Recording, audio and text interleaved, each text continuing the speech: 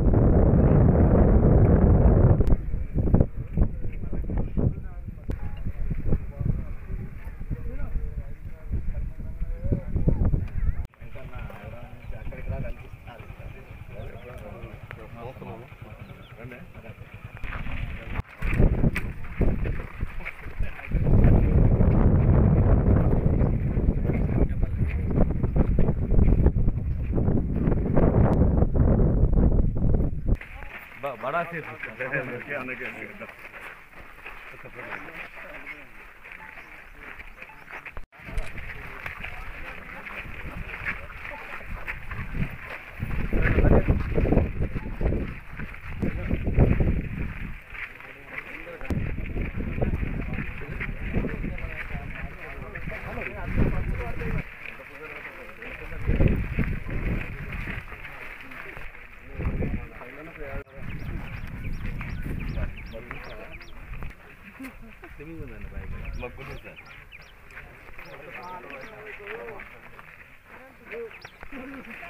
తప్పకుండా కాంగ్రెస్ పట్ల సానుకూలంగా ప్రజలందరూ తప్పకుండా మద్దతు ఇస్తామని చెప్తా ఉన్నారు.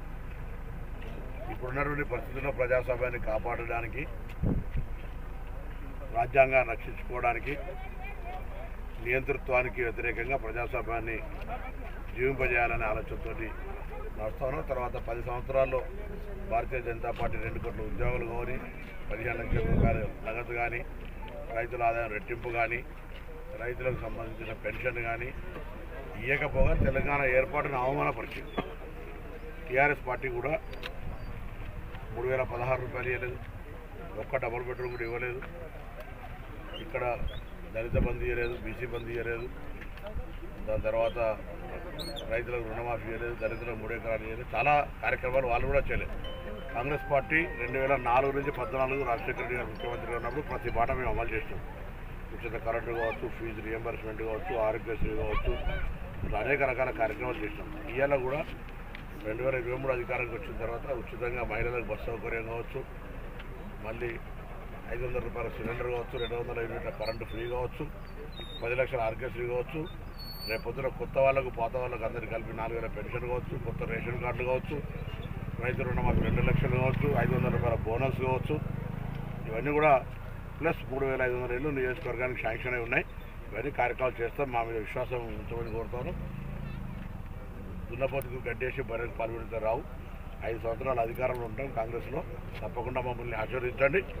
మేము ప్రజలకు ఇచ్చిన మాట నిలబెట్టుకోవడం కాకుండా నేను ఈ హుస్నాబాద్ నియోజకవర్గానికి సంబంధించి ఒక మోడల్ కాన్స్టిట్యున్సీగా విద్య, వైద్య, ఉపాధి అవకాశాలు పెరిగే విధంగా అనేకమైనటువంటి వ్యవస్థలు తీసుకొచ్చే సంకల్పం ఉంది.